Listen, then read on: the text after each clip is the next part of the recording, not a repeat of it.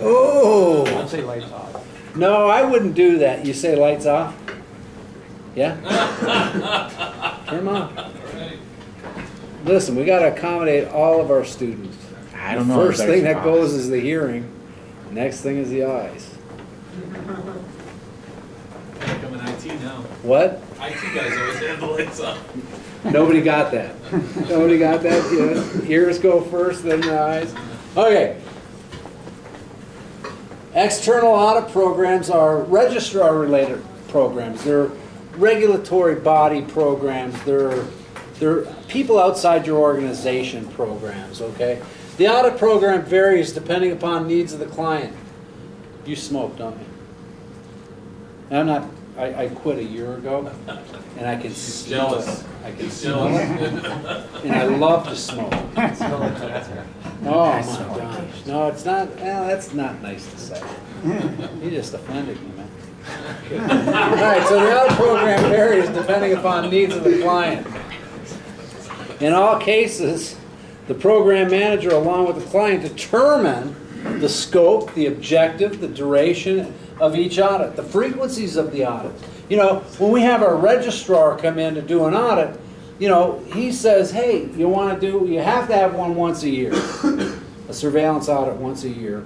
And at the end of this 3-year cycle, we got to do a couple more, you know, we got to do a full system audit. If you do one every 6 months, the end of the 3-year cycle, the audit doesn't have to be a full system, it can be a continuation. Do you want to do that? So you negotiate on the frequency of the audits. Of course, the auditors want every 6 months because it's generating revenue for them, right? The number of locations to be audited if you have a multi-facility, language or culture barriers, changes to the organization's management system, and you discuss and you determine all that together between the program manager and the organization being audited. There are, again, I told you earlier we'd talk about the audit program and that there's a lot of those negative perceptions about audits. The audit comes from the Latin word, and I could do a derivative of it, but I don't have time to figure out the numbers.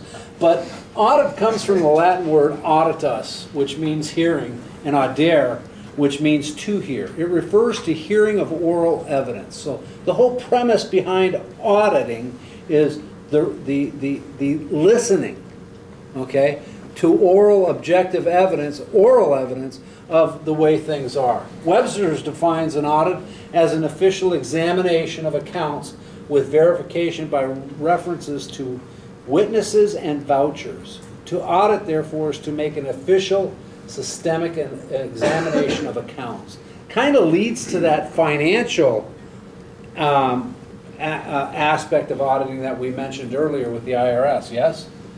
Financial audits have resulted in severe punishment. How many of you have heard of SOX, Sarbanes-Oxley? SOX? Okay. And that's the law, the regulation that came out after Enron power company went bankrupt and had everybody's money. SOX is the thing that got Bernie Madoff as well.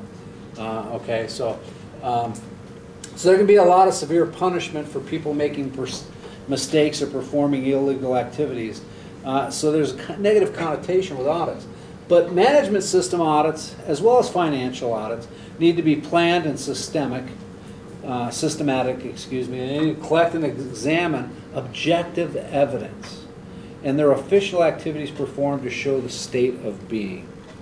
19,011 defines an audit as a systematic and independent examination to determine whether quality or environmental activities and related results comply with planned arrangements, okay? And whether these arrangements are implemented effectively and are suitable to achieve the desired objectives and targets. Third-party audits or auditors have to ensure that the auditee meets the basic requirements of the particular standard that they're auditing them against. Equally important, remember, as auditors, you are there to help the organization evolve. You're not there to tear them down. So we want to use management system audits, process audit, and product audit as a tool for success, not a weapon of destruction. Okay? So audits are used to be a tool for success, not a weapon of destruction. To reiterate, again, we've talked about the different types of audits, and there are several. There are management system audits, which we've talked about. There are also compliance audits, which we touched on. There are site audits, which we've not touched on, process audits and product audits. Management system audits review the suitability and effectiveness of a company's quality or environmental management system to a specific standard. Should be an A. Internal audits are for continual improvement. External audits are for pre-assessment or assessment and continual improvement. So they're for both things, okay? They're for registration. Compliance audits are audits to determine whether or not activities and records comply with legal requirements. I want you to know that at this point in the day, today, I had to take out my new puppy, Maddie. I got a brand new 8-week-old Old English sheepdog. And have you heard the phrase, death by 1,000 paper cuts? I tell you what, puppies want to kill you with 1,000,000 puncture wounds.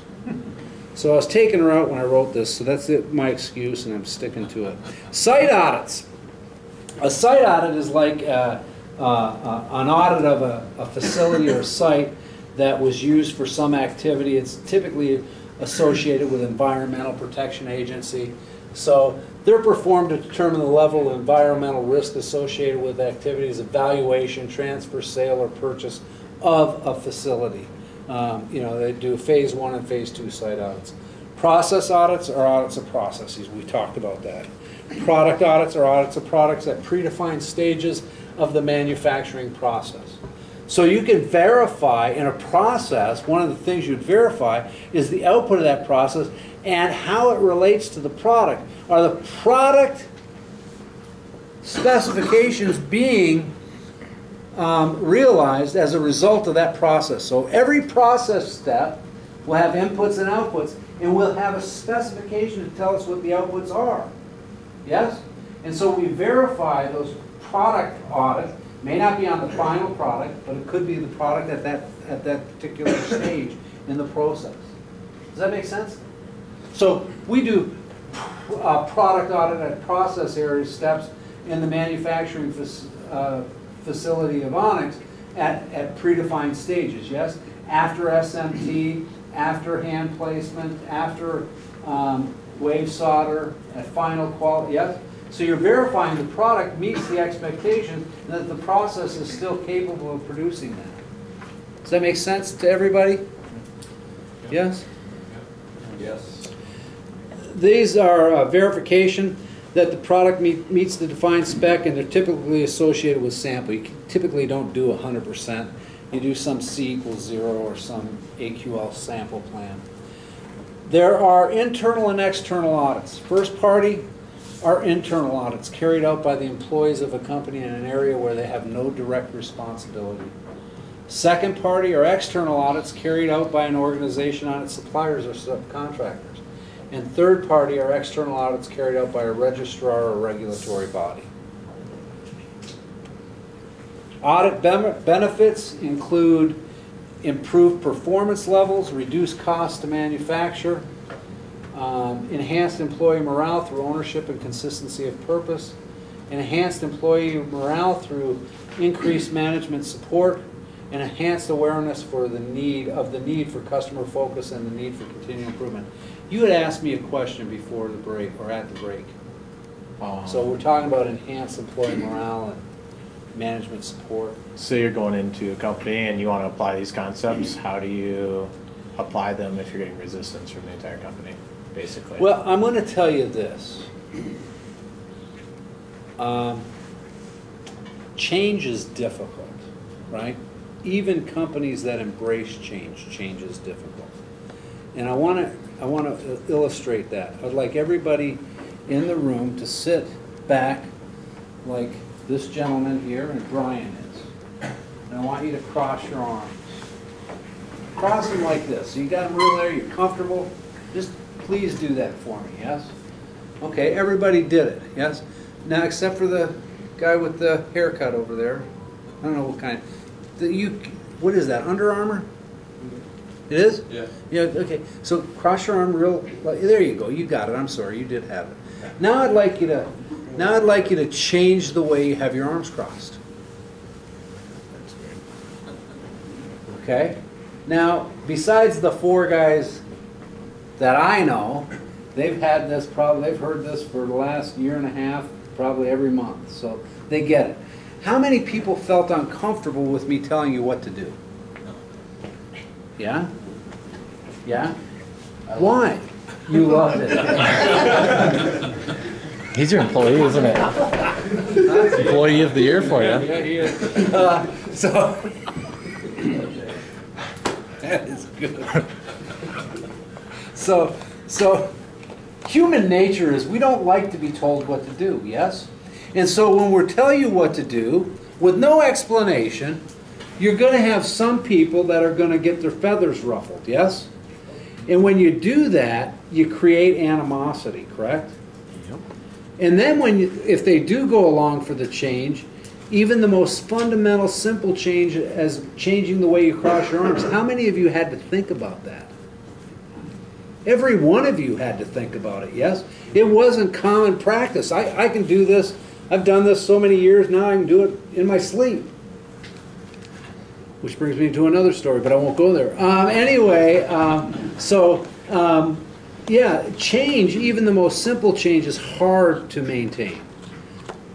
The road to hell is paved with good intention. And all the good intention and all the good, the commitment to quality and commitment to continual improvement is lip service if you don't continue to focus on it.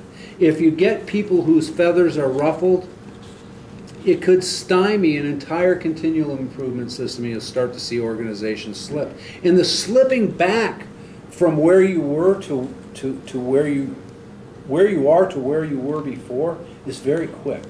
It's a hell of a lot quicker than it was to get you to where you are. Okay? And in doing that, the morale can be devastated within an organization. So change and getting people to make that change and do it, embrace it, is really kind of an art. And you have to have the support from upper management, the highest level.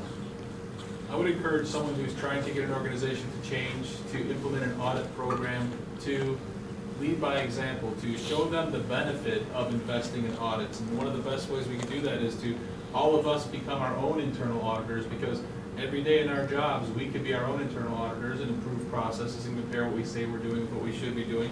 And if we can provide that evidence to management and show them the benefit of allowing us 10 minutes to conduct audits, you might eventually grow into a full internal audit program just because they see the value internally in it, not because a customer is making a more regulatory body. So there, along those lines, there's another type of audit that we're not going to discuss here because it's not in the body of knowledge. It's called a layered process audit.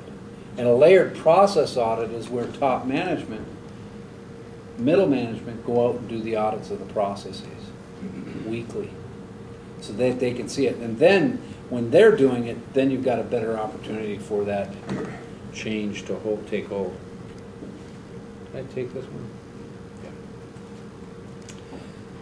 Additional benefits, positive public perception when you're doing things like OSAS 18,000 or ISO 14,000, increase in customer satisfaction, improved product process and service characteristics, increased cost, increased value, increased profitability and lower cost, greater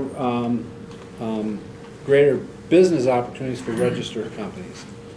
For a successful audit, everybody in the audit cycle and the audit activity has to understand their roles and responsibilities. And, it goes to the client, the person being audited, okay, as well as the people doing the audits, the registrar if you're using a registrar, the customer if you're auditing a supplier or internally. Everybody has to understand their roles and responsibilities.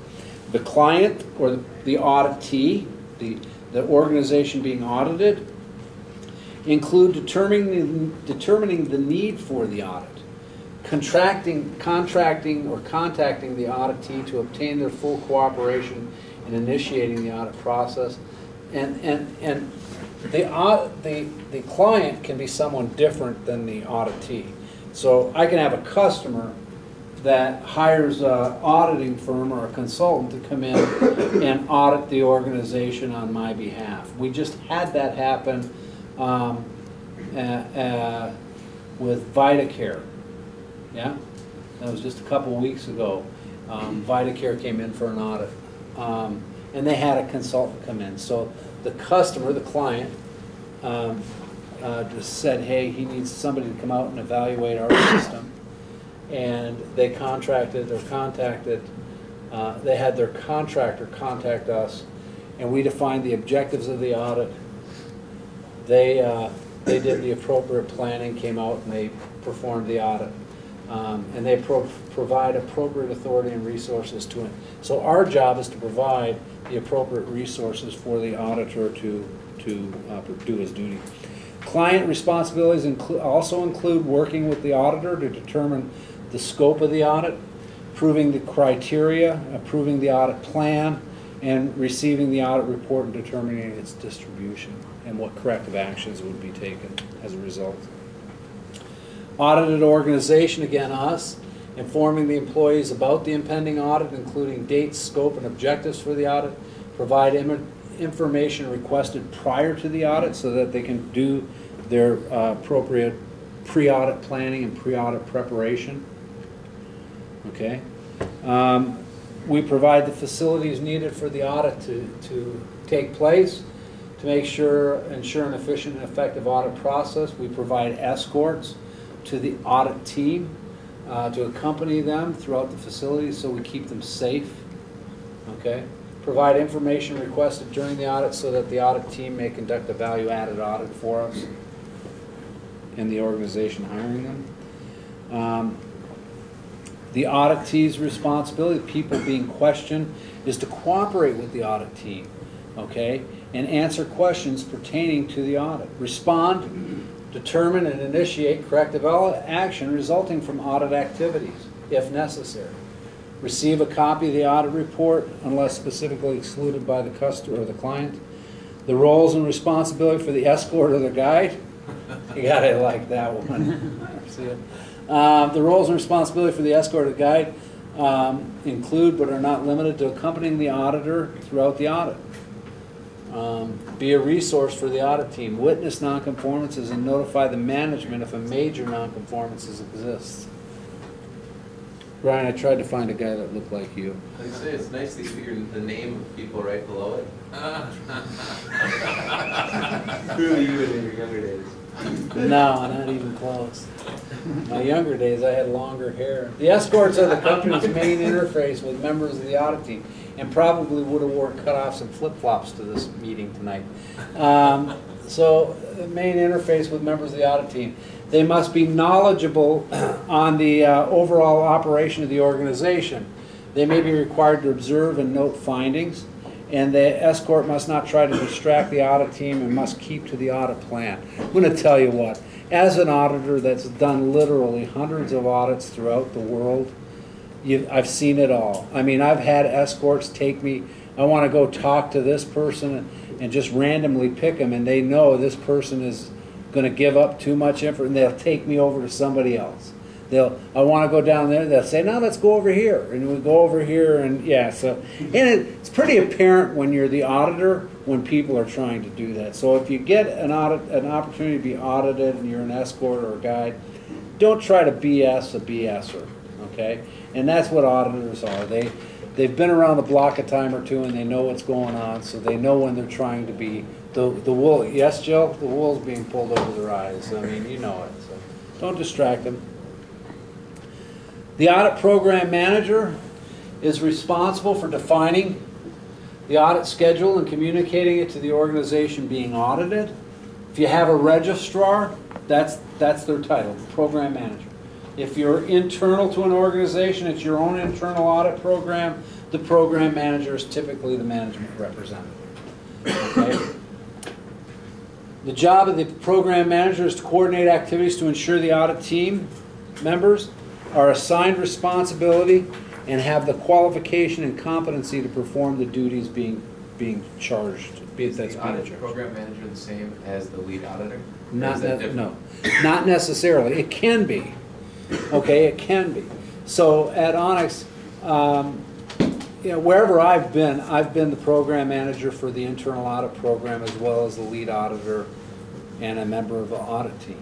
Wouldn't Okay, have to be. what's that? But wouldn't have to be. But wouldn't have to be. They could be separate individuals. The audit program manager maintains the audit documentation and ensures that resources are available for an effective audit. The audit team is comprised of an audit team leader and audit team members. And it's the number of members on the audit team is going to be dependent on the number of man days you have to do the audit. This book says audits can last 2 to 5 days. In reality, our surveillance audit is coming up, and it's like 9 days long. Okay, so it's two auditors, 4.5 days. Okay, so it's all dependent on the number of employees that you have in an organization as to how many man days the audit's going to be from a registrar.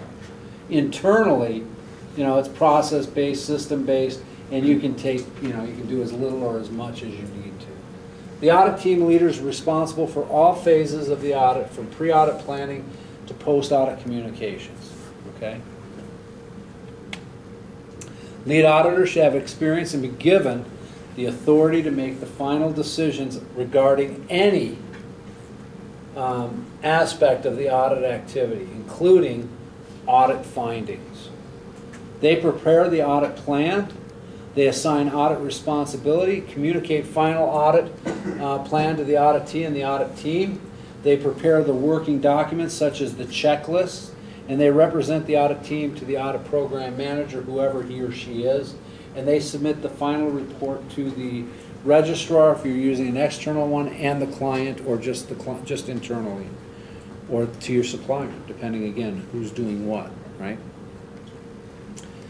They ensure that the audit team members have the necessary experience and skills to conduct the audit, with consideration given to auditor qualifications, type of organization and processes and activities being audited, the number of employees, the language, the skills, and the expertise of the individual audit team members, any potential conflicts of interest, and requirements of the client, registrar, or accreditation body.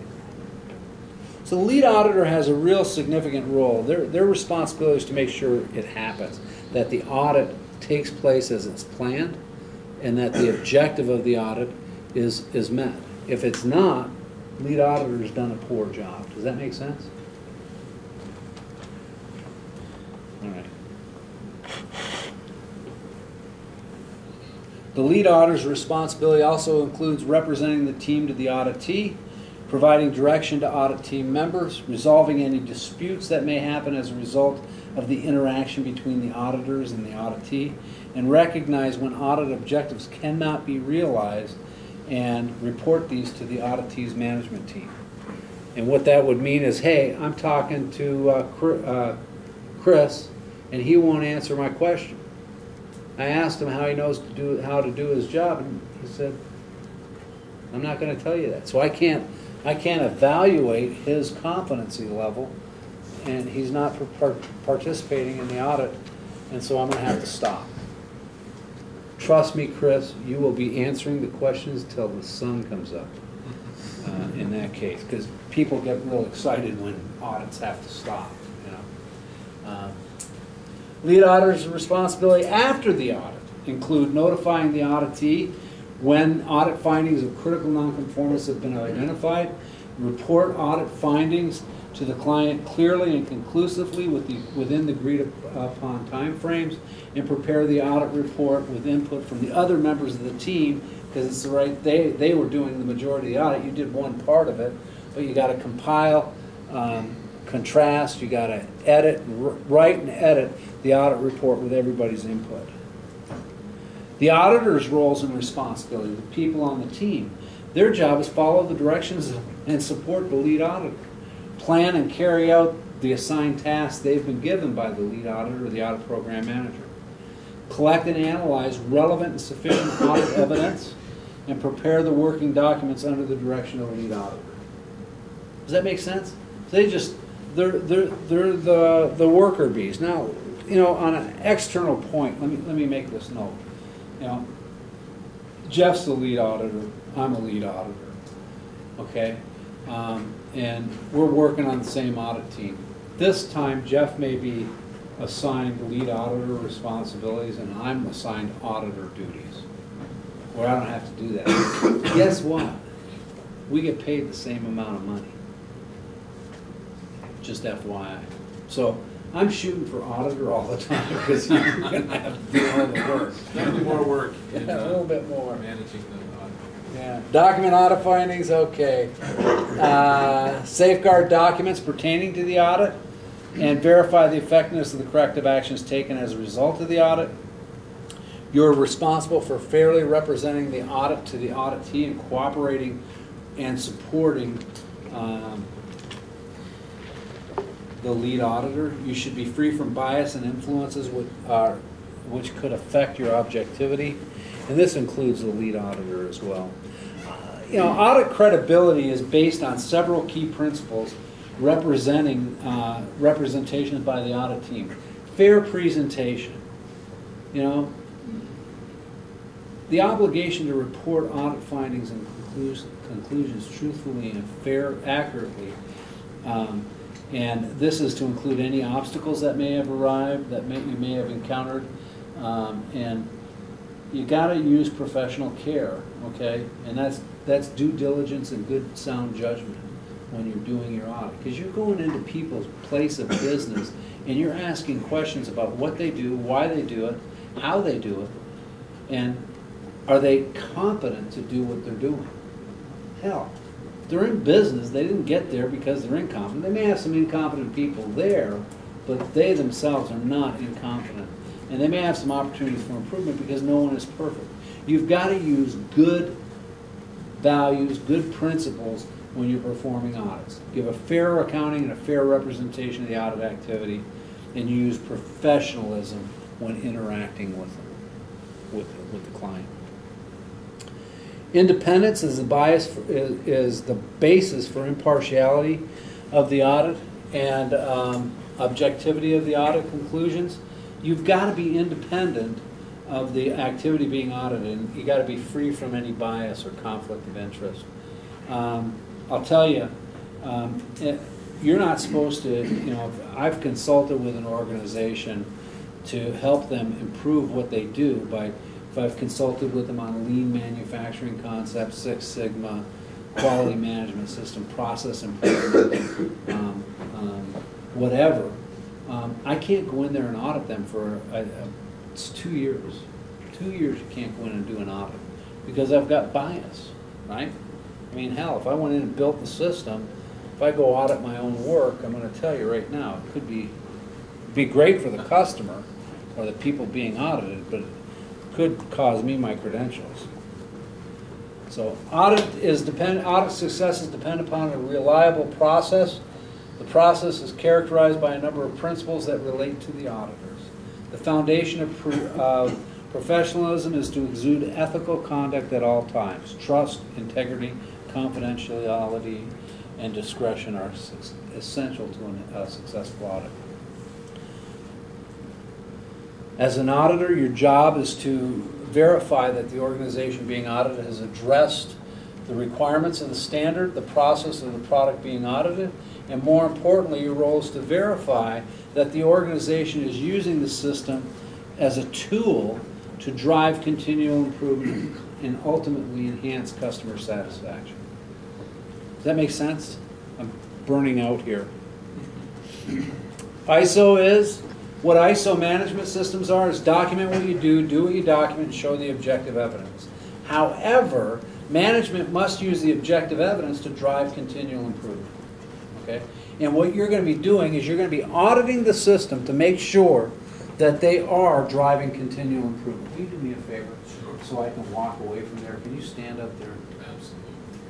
Here, I'll give you a chair. Please, Okay? So management must use the objective evidence to drive continual improvement, or use the data from the audit and the performance of their system to drive continual improvement. If they're not evaluating the processes and the product and the system, and they're not driving continual improvement, they're not using that objective evidence to drive that continual improvement, they're wasting their time, yes? Would you agree? Yeah. If you take a quiz in your class and you get a C and you really want to get an A because you want to, you want to get the most bang for your buck here at the university, right? And you get a C, well, you realize, well, what the heck didn't I know? You analyze, what the heck do I need to do to get an A on the next quiz and on the test, right? And then you put in your own corrective action to do it. It may be not go to Skinner's on Halloween. Instead, go back and study for certified quality, engineer exams at the end of the semester. You are taking an exam in this class, yes? Yes. Oh, yeah. So, yeah, go take that. So what do I need to do to be successful at what it is I'm trying to accomplish? And if you don't use it to drive continual improvement, you're wasting your time. Vern, have you heard in your life, if I'm not learning something every day, I've wasted a day? Yeah. If I've not learned something every day, I've wasted a day. Let me ask you a quick question. Who's got a calculator handy? Real quick. Pull it out, will you? So let's pretend, how many minutes, how many seconds in a minute? 60? So I want you to take 60 times how many minutes in an hour? So there's 60. So take 60 times 60. 36. Okay, and how many hours in a day? What's that equal? So 60 times 60. 86. That's what he's getting to. 8640. So there, what's that? 86,400. 86,400 seconds in a day. Where the hell are all the markers, Brian? You just walk with them. I put them up there on the. I've got them all up here, Dave. You should audit that process. Yeah. So 86,400 minutes in a day.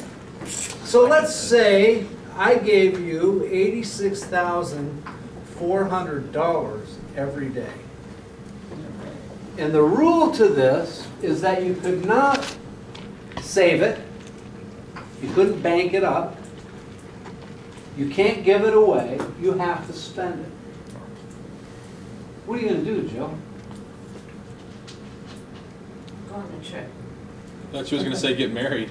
You're going to work your butt off to spend every bit of that, yes? Yeah. There are 86,000. You're going to have fun, aren't you, Marcy? I mean, how many of you are going to drop out of college right away? Now you get this money, this $86,400, every day for the rest of your life, I guarantee it. How many of you are going to drop out of life and become adults and just go, live the extreme existence? You're going to have that MTV crib. Do they still have that crap? Or is that something gone? They have it? We can say they have it for you. What's that? We'll just say they have it so you say They had it MTV recently, crib stuff yeah, again. 10 years ago, yeah. So, I'm getting old. So, 86,400, you're going to try everything you can do to spend that. Same thing in life, ladies and gentlemen. You have 86,400 seconds in a day. Right? You don't want to miss or waste 1 second. Does that make sense? So you've got to do the do. You've got to learn. Yes? I don't know where the heck that came. That came from continual improvement. So you got 86,400 seconds in a day to improve from what you did yesterday. And if you don't do it, you're wasting time, you're wasting money, and you're wasting your life. Okay. One of the kids on American Idol sang that song this year too, or it was last year. What's that? So many seconds in a day, don't throw them all away. Talking about the importance of. I had no idea. Yeah. Thank you. Gosh, I've never watched American Idol. I'm glad. It's only been on 10 years. What's that? Right when you stopped watching Cribs, it started. The only reason I know is my nephew's house was on it. Okay. My nephew's house was on, I don't know, Celebrity Homes or something. I don't know. So anyway, prior to developing your checklist, you must be familiar with several terms. And in your primer, there's a terms and definition. I'm not going through it.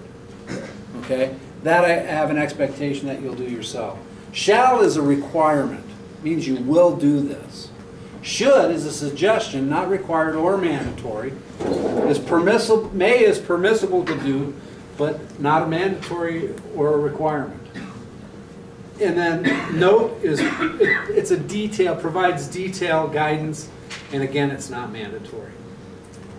The purpose of checklist, this is audit checklist and preparing to audit. The purpose of a checklist is to help you perform a thorough audit. So when you're reading standards, reading procedures, you're looking for the words shall, should, may, note. You're looking for those words to determine what's a requirement, what's guidance, what's direction, and then you take those statements and you paraphrase them into a question form and develop a checklist, for example, okay?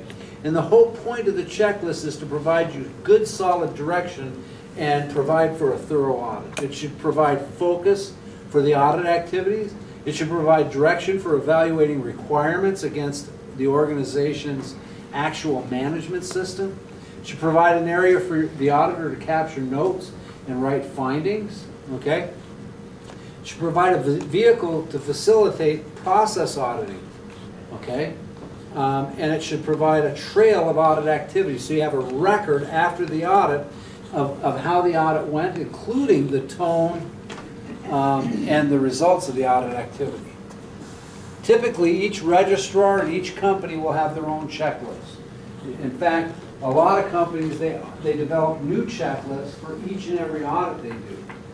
That can be very time-consuming and not really a value-added. It becomes a waste of, bless you, becomes a waste of time after a while.